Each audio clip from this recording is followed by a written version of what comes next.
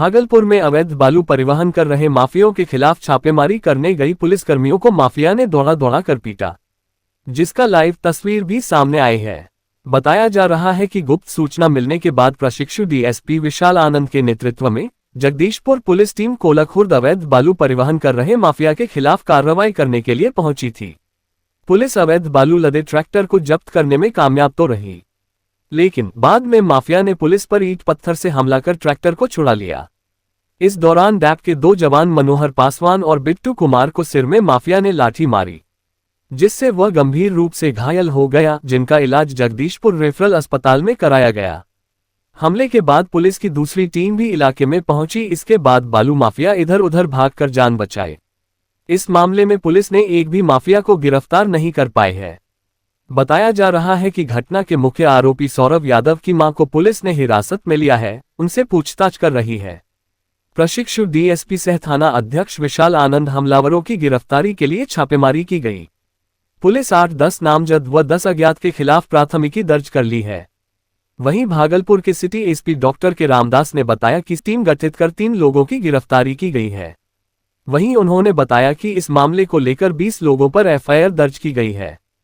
वरीय पुलिस अधीक्षक भागलपुर के निर्देश अनुसार भागलपुर जिला में अवैध खनन, शराब और भंडारा के विरुद्ध पुलिस छापेमारी लगातार जा रही है। इसी क्रम में 9/10/24 को पुलिस उपाधीक्षक सह थानाध्यक्षक जगदीशपुर थाना में एक सूचना मिली की थी।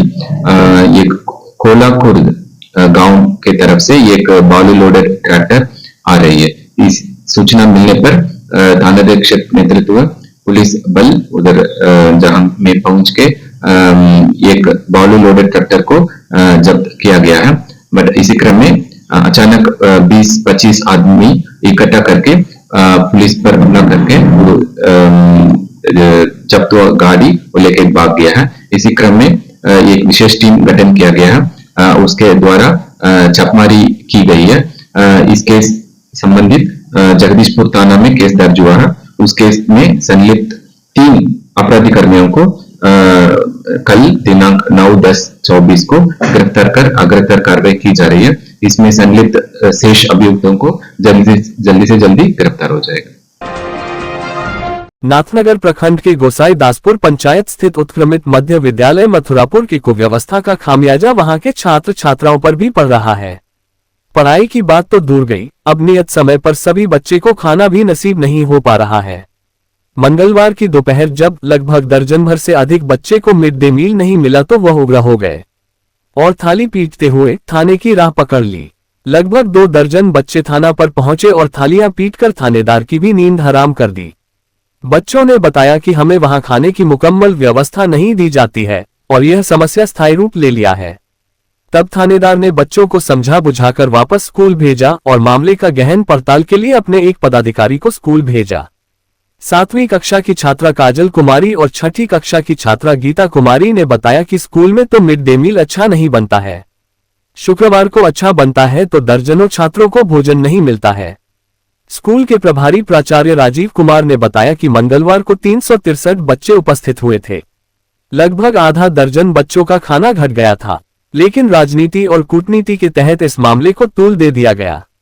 12:30 बजे टिफिन होता है, कुछ बच्चे घर चले जाते हैं, जिसको लेकर यह समस्या उत्पन्न हो जाती है। वहीं मुखिया प्रतिनिधि सच्चिदानंद शर्मा ने वार्ड पिंकू पासवान के द्वारा स्कूल में खाना बनाने और वितरण करने पर आपत्ति जताई है। उन्होंने कहा कि जब से वार्ड स्कूल में खाना बनवा रहा है तब से यह समस्या उत्पन्न हो रही है, इसलिए स्कूल प्रबंधन को वार्ड को इस व्यवस्था से हटा देना चाहिए। क्या दिक्कत है कि अभी पैसा भी ना मिलता स्कूल में ना अच्छा खाना मिलता और अच्छा खाना सिर्फ शुक्रवार को बनता है, तो शुक्रवार को थोड़ा देता है, उसमें भी लास्ट बचा जाता है खाने, उसमें भी खाना घर जाता है। आज क्या हुआ था? थोड़ा सा खाना बना था, हम सब जब प्लेट ना मिल रहा था, जब प्लेट मिला तो कहा खाना तो खाना खत्म हो गया। कितना बच्चे का खाना खत्म हुआ था? कम से कम 20-30 बच्चा होगा। आज हम सब यहीं पे थे।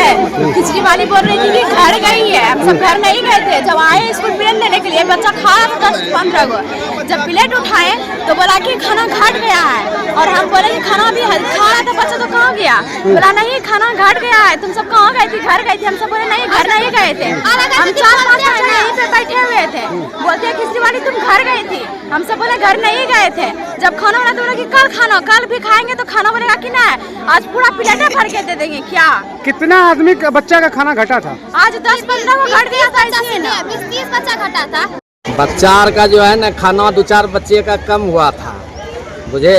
बच्चा को जब 12:30 बजे टिफिन दिया जाता है तो जो है वर्ग शिक्षक जो है ना सब टिफिन में जो है बच्चे को छोड़ देते हैं खाने के लिए, जिसके कारण जो है बच्चा को जो है ये नहीं लगता है कि कौन बच्चा खाया नहीं खाया। उसमें 2-4 बच्चा का खाना घटा था और जानबूझ करके ये धांधली करवाया जा रहा है। कौन करवा बच्चा है? अब कौन करवा रहा है हमको थोड़े है। कितना 6-7 बच्चा का खाना घटा था। टोटल कितना बच्चा है? 572 बच्चा में हाँ। 363 बच्चा का आज उपस्थिति है। हाँ। खाना घट रहा। अब ये क्या कहते हैं, यहाँ का हेडमास्टर साहब खाना नहीं बनवा रहे हैं। यहाँ का वार्ड जो अध्यक्ष है स्कूल का वो बना रहे हैं। अब उनके द्वारा खाना घट रहा है तो हम उसमें हम कितना क्या बोल सकते हैं, जबकि उनको देख रेख करने की पावर है, खाना बनाने का पावर स्कूल के हेडमास्टर है उनका है। मतलब अगर वो देख रेख करे तो खाना क्यों घट रहा है, जवाबदेही उनकी है। मतलब वो समझेंगे खाना क्यों घट रहा है। भारत सरकार के अधीन सांख्यिकी विभाग द्वारा बिहार के भागलपुर में वित्तीय वर्ष 2023-24 का वार्षिक उद्योग सर्वेक्षण के तहत स्वयं संकलन समूह का प्रशिक्षण शिविर का आयोजन किया गया। आयोजक राजीव कुमार झा ने बताया कि बिहार जैसे एग्रो स्टेट में उद्योग की संभावनाओं और उद्यमी का रुझान किस तरफ है, उस बाबत ही इस सर्वेक्षण प्रशिक्षण का मकसद है, ताकि देश के जीडीपी में बिहार का योगदान संबंधित डेटा भारत सरकार को उपलब्ध कराना है। सांख्यिकी विभाग भागलपुर जोन के तहत भागलपुर, बांका, नौगछिया और सटे जिलों के उद्यमियों के साथ उद्योग की संभावना से जुड़ा ट्रेनिंग दिया गया।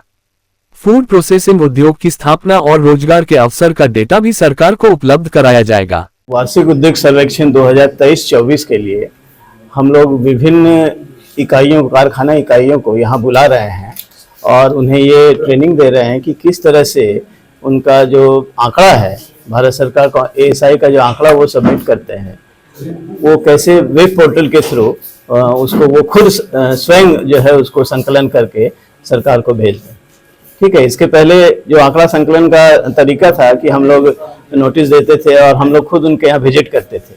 विजिट करने के बाद उनसे बैलेंस शीट और बिल अकाउंट और कुछ रिकॉर्ड्स लेके और तब उनके सहयोग से जो उनको भरते थे, फिर हम लोग पोर्टल पे चढ़ाते थे। तो इससे थोड़ा सा टाइम लैग हो जाता था। हाँ, रिपोर्ट के प्रकाशन में काफ़ी देर हो जाती थी।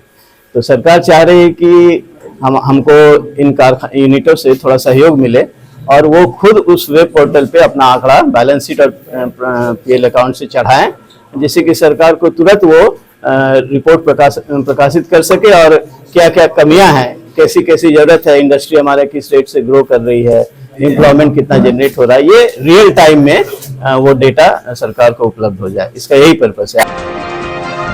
सैनिक स्कूल गणपत राय सलारपुरिया सरस्वती विद्या मंदिर एवं पूरनमल सावित्री देवी बाजोरिया सरस्वती शिशु मंदिर द्वारा मानवाधिकार दिवस के अवसर पर विद्यालय के छात्रों एवं आचार्य के द्वारा मानव श्रृंखला का आयोजन किया गया। बांग्लादेश में अल्पसंख्यक हिंदुओं के प्रति अत्याचार के विरोध में तथा मानवाधिकार के हनन होने के कारण मानव श्रृंखला के माध्यम से विरोध प्रदर्शन किया गया। इस अवसर पर विभाग प्रमुख विनोद कुमार ने कहा कि बांग्लादेश के द्वारा हिंदुओं पर अत्याचार, माता बहनों के अस्मिता लूटने के विरोध में विद्यालय के छोटे छोटे भैया और बहनों में जो आक्रोश है वह विचारणीय है। मानवाधिकार आयोग से हम आग्रह करना चाहते हैं कि इस गंभीर विषय पर संज्ञान ली जाए, जिससे हिंदू भाई बहनों की रक्षा हो सके। विद्यालय के प्रधानाचार्य अमरेश कुमार ने कहा कि आज के दौर में बांग्लादेश में मानवीय संवेदनाओं का अभाव हो गया है। मानवता, दया, क्षमा आदि सद्गुणों को त्याग कर अत्याचार कतई उचित नहीं है। इसका विरोध हम निरंतर करते रहेंगे। नरगा चौक से लेकर साहिबगंज तक मानव श्रृंखला छात्रों और आचार्य के द्वारा बनाकर विरोध प्रदर्शन किया गया। इसका विरोध हम निरंतर करते रहेंगे। बांग्लादेश में जो हिंदुओं पर अत्याचार हो रहा है, बहन बेटियों की अस्मिता लूटी जा रही है, उसके विरोध में भारत का एक एक बच्चा और एक एक बच्चियों में आक्रोश है कि इस प्रकार के हिंदुओं पर अत्याचार होना ये उचित नहीं है। हम भारत सरकार से हमारे विद्यालय के भैया बहन अनुनय विनय करना चाहती है कि बांग्लादेश में जो अपने हिंदू भाई बहन हैं उनकी रक्षा के लिए सरकार की ओर से पहल किया जाए, दबाव बनाया जाए, हमारे हिंदू भाई बहन सुरक्षित रहे। पहली पत्नी के रहते हुए पति दूसरी शादी कर रहा था। मौके पर पहली पत्नी पहुंचकर पति का खेल ही बिगाड़ दिया। मामला भागलपुर जिले के रसलपुर थाना क्षेत्र के एकचारी पश्चिम टोला गांव का है, जहां पर दूल्हा मनोज पंडित अपनी दूसरी शादी रचाने के लिए बारात लेकर लड़की वालों के यहां पहुंचने वाले थे। इतने में मनोज की पहली पत्नी शेखा देवी अपनी मां के साथ लड़की के घर पहुंचकर हंगामा शुरू कर दिया। पीरपेंती बाराहाट के हरदेव चौक के रहने वाले मनोज पंडित झारखंड मेहरवा की रहने वाली शेखा देवी के साथ शादी किया था, लेकिन दोनों पति पत्नी के बीच काफी दिनों से किसी बात को लेकर विवाद चल रहा था। दोनों के बीच आपसी सुलह समझौता नहीं हुआ तो मामला कोर्ट पहुंच गया। दोनों का मामला अभी कोर्ट में चल ही रहा था। इसी बीच मनोज का पिता बासुकी पंडित अपने परिवार वालों के साथ मिलकर बिना तलाक के ही दूसरी लड़की के साथ शादी फाइनल किया और बारात लेकर लड़की वालों के घर पहुंच गया। मनोज के परिजनों ने दूसरी शादी करने के लिए लड़की वालों से पहली शादी की बात को छुपा कर रखा, जिस समय लड़की को मेहंदी रचाई जा रही थी। इसी बीच मनोज की पहली पत्नी शिखा का एंट्री लड़की वालों के यहाँ हो जाती है। मेरे साथ क्या होगा? हमसे शादी करके बोला कि ठीक है हम तुमसे शादी किए हैं, यहाँ नुसरत खाने में तुमको रख रहे हैं ना, तुम रहो यहाँ पे। इसी तरह बरगला करके रखा हुआ था 2 साल से। मेरा हस्बैंड। क्या नाम है? मनोज कुमार पंडित। पिता का उनका क्या नाम? बासुकी पंडित। घर बाराहाट। अब बताइए क्या हुआ है? वो हमको यहाँ पर ले करके आया कि हम साथ में रखेंगे। कब? 2023 में लेकर के आया और सावन में शादी किया 22 तारीख को। कहाँ शादी किया? मंदिर में, भोलाबाग मंदिर में। तो वही हम बोल रहे थे घर लेकर के चलिए, तो बोलता था घर लेकर के नहीं आएंगे, तुमको हम रखते हैं ना, यहाँ रहो और हम रहिए रहे ना तुम्हारे साथ में, घर होने क्या जरूरी है, तुमको अभी नहीं लेकर के आएंगे, जब मेरा बहन का शादी हो जाएगा ना तब घर पे लेकर के आएंगे। क्या कि हाँ सही, हम शादी सच में देखते हैं, सच में ही शादी लगा हुआ है। हम सब गए, हम आवेदन दिए महिला थाना में जा करके, उसको कॉल भी किया मैडम ने। अब बोला कि कौन है? बोला शेखा देवी। तो बोला कि वो मेरा पत्नी है। मैडम जब पूछी तो बोला कि कौन है? बोला मेरा पत्नी है। तो लेकर के जाएगा कि नहीं? बोला हाँ मैम हम लेकर के अभी हम आ रहे हैं, अभी 4 बजे हम आ रहे हैं, महिला थाना आ रहे हैं। नहीं आया, 5 बजे तक हम वहाँ बैठे रह गए लेकिन नहीं आया। मेरे साथ तो कहते हैं रात नहीं हूँ, कब से इस तरह छल कर करके बहुत के साथ में ऐसा किया है। बहुत के साथ और कई के साथ किया? अब कितना किया, लेकिन हम सुने, बोल भी रहा था कि हम तो करते हैं। अवैध शराब को लेकर लगातार पुलिस की छापेमारी जारी है और लगातार पुलिस भारी मात्रा में शराब को जब्त कर रही है। उसको लेकर आज नवगछिया पुलिस जिला के कदवा थाना क्षेत्र अंतर्गत नवगछिया मुख्य सड़क से एक लग्जरी बस से भारी मात्रा में विदेशी शराब को जब्त किया है। यह विदेशी शराब पश्चिम बंगाल के दालकोला से लेकर बस के द्वारा पटना ले जाया जा रहा था। इसी बीच कदवा थाना पुलिस को गुप्त सूचना मिली कि लग्जरी बस से भारी मात्रा में शराब लेकर शराब तस्कर जा रहा है। इसके बाद पुलिस ने चेकिंग अभियान चलाया। इसके बाद उक्त बस से भारी मात्रा में पुलिस ने शराब बरामद किया है। वहीं बस चालक समेत एक तस्कर को भी गिरफ्तार किया गया है। पुलिस अधीक्षक सर नवगछिया के निर्देशन में अवैध शराब के विरुद्ध लगातार चलाए जा रहे अभियान के क्रम में कदवा थाना पुलिस को 9/12/24 को सूचना मिली कि एक लग्जरी बस जो स्लीपर है उसमें छिपाकर काफी मात्रा में विदेशी शराब लाया जा रहा है। इस सूचना पे कदवा पुलिस के द्वारा तुरंत त्वरित कार्रवाई करते हुए एसपी सर के डायरेक्शन में SH 58 जो नवगछिया चौसा मुख्य मार्ग है सहन वाहन जांच प्रारंभ किया गया। उसी क्रम में नवगछिया 0 माइल से करीब 4-4:15 के बीच में एक बस आती है जिसका नंबर BR 01 PC 9974 है उसको रोकने का इशारा किया गया तो बस किसी तरह भागने का प्रयास किया। पुलिस कर्मियों के द्वारा उसको रोका गया, रोक के विधिवत तलाशी ली गई।